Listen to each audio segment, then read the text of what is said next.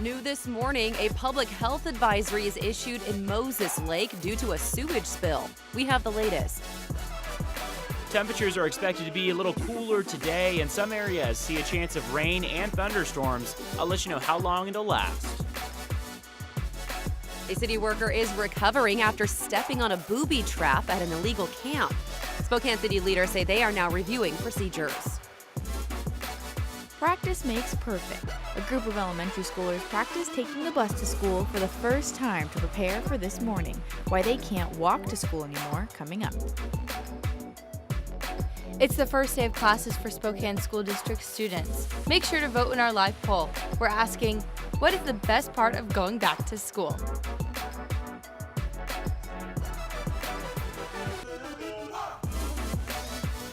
5 a.m. now on our Thursday morning. Welcome to Up with KREM. Great to have you with us, especially for those parents. And this is the first day of school. Yes. So great to have you waking up with us. I'm Jen York. I'm Evan Irani. And I'm Dana Marie McNichol. Well, as we get ready for the first day of school here in Spokane, what is the weather going to be like? So we're going to get a little bit of a change, which could be a good thing for a lot of those parents out there, as we are going to see some clouds, a little bit of cooler temperatures today than usual. Let's start off with a look outside, which I believe we have. Right now, we're starting off with, of course, a lot of clouds in the sky, generally dark skies out there, and we're going to see the sun come up about an hour from now. Temperatures are expected to increase to about 83 degrees for that afternoon high. This is resting a few degrees shy of where we were yesterday. Yesterday, we got to about 92, so we're going to rest almost 10 degrees shy of it. Right now, we're not seeing a majority of cloud cover. It's about a mix of sun and clouds, but as the day goes on, we're going to be moving to just full clouds and seeing a chance of showers increase as the day goes on. So here's Future Tracker, where you can see those clouds rolling in between now and about 1 p.m. By the time we get to your evening hours, we start to see even more showers jump up, which we're already beginning to see toward the southern portion of the state. Okanagan County spotting a few showers. Same situation over Spokane and Kootenai County between now and your Friday morning. So we see these showers then clear out from Friday onward. Right now, Spokane's rain chances are only holding out at about 10%. So not the best chances of rain, but still a present chance of it. We'll be talking more about what we see on satellite radar right now, which includes a few thunderstorms. That's all coming up in just a bit, Jen. Evan, thank you. 5:02 now. There is a warning this morning for people near Moses Lake. Authorities say raw sewage spilled into the water, and right now they don't know how bad that leak is. KREM 2's Nicole Hernandez is joining us in the newsroom with details. Nicole, what does this mean for people living in that area? Yeah, Jen, the biggest issue right now is that the water in Moses Lake, west of Stratford Road, is contaminated from the sewage. The spill was discovered at 6 p.m. last night and confirmed 2 hours later. Grant County Sheriff's Office tweeted this out last night, telling people to avoid the water in that area of the lake. They're also warning people not to use lake water for irrigation for the time being. Here's a look at where the spill happened. It started with a broken sewer line in the 300 block of North Shore Drive. That's right near the Beachcomber Mobile Home Park and North Shore Church. At this point, we don't know how much sewage spilled, but we do know it is only minor, so people living and working in the area are not in any immediate danger. In the newsroom, I'm Nicole Hernandez. I'll send it back to you, Jen. All right, Nicole, not what people want to hear as we head into a long Labor Day weekend. No. Thank you. Interstate 90 is back open this morning after a brush fire near Vantage. It sparked yesterday about 6 miles west of town. Yesterday, the fire shut down westbound lanes of I-90 for several hours. They say a hay truck caught fire and quickly spread to nearby brush. At last check, it was about 3 acres. Crews are mopping up a wildfire in Kittitas County. It burned about 75 acres. Right now, Clerf Road to Vantage Highway is still closed. At one point, it threatened 10 structures. There are no evacuation orders. A sheriff's deputy in eastern Washington is recovering after being shot with a bow and arrow. It happened Tuesday in Kittitas County. Authorities say the deputy responded to a mental health call. Upon entering a home, they say a man hit the deputy in the shoulder with an arrow. Doctors say the hunting arrow stopped when it hit bone. According to the Kittitas County Sheriff's Office, the suspect surrendered peacefully. Pharmacies across Washington state can now dispense opioid overdose reversal medication without a prescription. Any person or organization in the state can now purchase naloxone from a pharmacy. More than 24 other states already have a similar policy. More than 100,000 Washington Motel 6 guests can file claims for information shared with ICE immigration. According to the Attorney General, the hotel chain violated privacy claims when it turned over entire guest lists without a warrant. Agents used the list to investigate those with Latino-sounding names. Some ended up being deported. If you stayed at a Motel 6 in Washington between January of 2015 and September of 2017, you might be eligible. You will have to file a claim before the end of the year. You can do that on our website at KREM.com. 5:05 now. Hurricane Dorian is making its way to the U.S. Yesterday, it passed through Puerto Rico, causing minor damage. The U.S. Virgin Islands took a more direct hit. There were power outages and flooding from the hurricane. Now, Florida is in a state of emergency as it prepares for the storm to make a possible Labor Day landfall. The U.S. National Hurricane Center says Dorian is expected to strengthen into a dangerous Category 3 hurricane. Leaders are pleading with people to get ready now. They say people should stock up with a week's worth of supplies. Dorian could also move north into other states like South Carolina and Georgia. Evan is standing by. Evan, where is the hurricane at this morning? So right now we're seeing it just directly north of Puerto Rico. It luckily skirted just shy of it, off to the east of it, and now is making its way up and farther off toward Florida. So as you can see, right now the storm is expected to undergo what we call rapid intensification between now and the time it reaches Florida. Sustained winds are at 85 miles an hour, but by the time it makes its way to Florida, we could be seeing 125 mile per hour gusts. Another significant thing that we've got here is just how centered this eye wall is and how strong we see it in its formation making its way north. That indicates the possibility of it growing to a Category 3 like we've talked about over the coming days. And as you mentioned, Jen, expected to make landfall in Florida or the Georgia area by late Sunday. Back to you. Ivan, thank you. 5:06 now. A viral list of businesses being shared calling for their boycott because they donated to President Trump's re-election campaign. Before we even talk about whether that's a good idea or not, we've had our verified team looking to see if it's even factual. Here's our Jason Puckett. A little background on the claim. August 8th, a college student posted a list of companies supporting Trump's re-election. It lists 12 companies, all restaurants or fast food locations, and the poster added 5 more businesses later on. Now, this tweet, with about 500,000 likes and 250,000 shares, was retweeted by celebrities like Chrissy Teigen.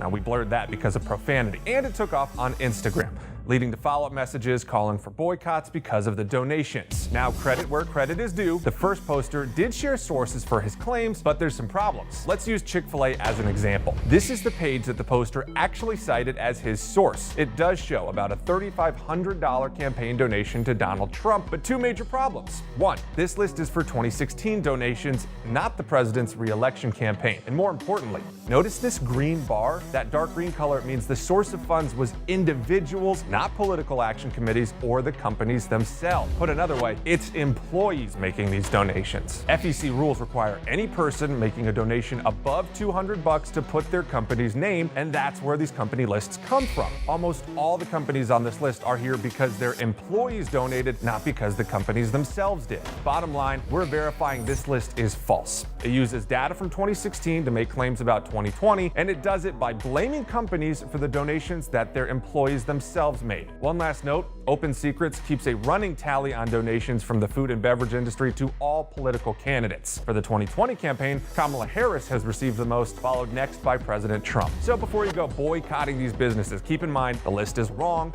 and these companies themselves aren't the ones donating these funds. With your Verify, I'm Jason Puckett.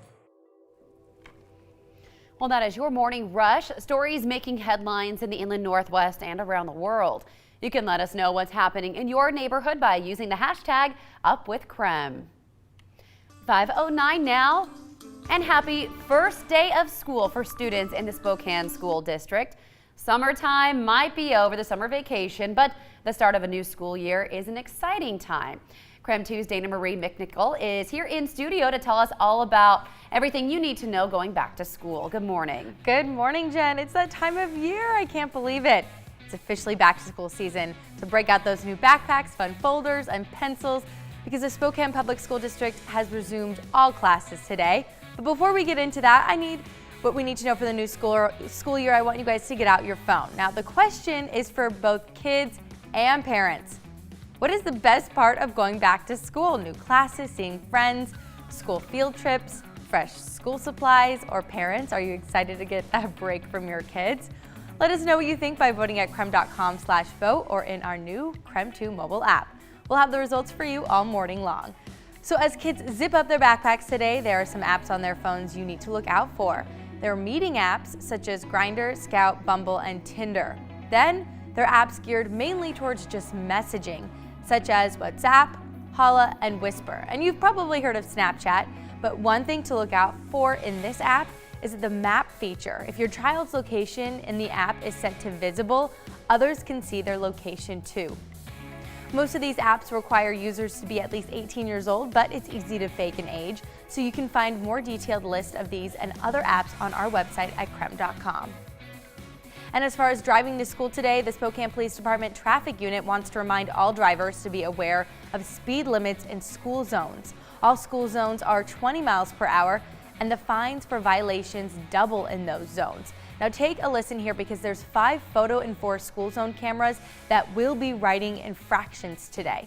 Those locations are North Ash Street at Ridgeview Elementary, North Maple Street at Ridgeview Elementary, North Nevada Street at Longfellow Elementary School, West Northwest Boulevard at Finch Elementary School, and North Monroe Street at Willard Elementary School. And new technology is being provided at public schools this year. The district is incorporating laptops into students' daily lessons. The devices were already in most middle school and high schools, but now arriving in elementary schools. Students will use a secured login from schools that will give them access to their learning materials in their classes. A spokesperson for Spokane Public Schools says every classroom in the district should have laptops by the end of the school year. And for everybody heading back to school today, we want to wish you a very happy first day, and make sure to send us your first day of school pictures to our new Up With KREM Facebook page or by using the hashtag #UpWithKREM. And make sure to vote in our live poll all morning long. And about 100% of you, it's still pretty early here at only 5:12, 100% of you are excited about seeing friends. Oh, that's also such a fun time to see all the people that you didn't get a chance to see in the summer. So Jen, what's your favorite part about going back to school? I always got a new outfit for the first day of school, so I got excited that we couldn't wear them until school started. So I was always excited to dress up on my first day. Yes, me too. And like the matching shoes and backpack and school supplies, so much fun. Absolutely. Well, congratulations, parents. You made it through summer. Students, I hope you have a great start to the school year. It's going to be a beautiful day out. Hope everything goes just as planned. Dana Marie, thank you so much. Thanks, Jen. It is 5:12 now. Well, if you want an excuse to have a glass of red wine today, who doesn't? I know Dana Marie liked that story, right? You're like the red wine. Well, a new study found people who drink red wine have a healthy digestive system. The study from King's College London says red wine drinkers have lower levels of bad cholesterol and obesity. Well, with the first day of school, you might want to add yoga or meditation to your after-school activities. A study from MIT says it can improve students' grades, reduce stress, and promote good behavior. Researchers say the relaxation benefits children of all ages, even as young as elementary school. Well, football season is upon us. In a new study from The Ohio State University, researchers say fans experience a boost in self-esteem after watching their team win a big game. Dedicated fans can be very attached. They say that can sometimes be stressful. A study found the self-esteem boost can last as long as 2 whole days after a big win. Well, those fans definitely look happy, so. I'm still riding a high after my Cougs won the college game day. I think that's a big thing, yeah, especially when it's your team. You have such, I think when people have, for someone who went to a school like WSU, I went to school in Southern California. If it's something that you've spent so much of your life dedicated to, you just have that sense of camaraderie with, the team, even though. Gonzaga basketball. Yeah, exactly. Yes. And that's always exciting. I've only been to one game at the actual kennel. I mean, I sat in the rafters basically, but it was so much fun. It's the best feeling in the world to just get in the kennel or just be there to support the Gonzaga Bulldogs. It's so cool. Right? You feel like you're a student even when you're not. You know, they just get so excited. Exactly, and even just living in the area, I think you can still go to Gonzaga games and WSU games and be like, hey, at least it's my area, you know, even if you're not a Gonzaga alum or same situation. Right. So, yeah, cool to see. Good. That's a great thing, I think, that people are feeling those, you know, euphoric feelings when they see their sport team wins. Better than that than the people who are crying. Yeah, exactly. You kind of got to deal with that too. It's a possibility. All right, it is 5:15 on the dot now. This morning, we are getting a look at new gross domestic products, or what is known as GDP data. We connect the dots for you on what exactly that means. And the city of Spokane says it's now revealing its procedures after a worker was hurt by a booby trap while he was cleaning up an illegal campsite. We have that story for you at 5:30. And we want to see your back to school pictures this week. Send us your first day of school photos on the new Up with KREM Facebook page, and you might see them on the air. And this is not just for students. Parents, we also want to see what you're up to after you drop the kids off at school. Are you going to work? Are you going to the pool? What are your plans for the day? So send them to us on Facebook, on Twitter, and we'd love to see them. And we'll be throwing them on the air here. Now at 5:15, we'll be right back after this.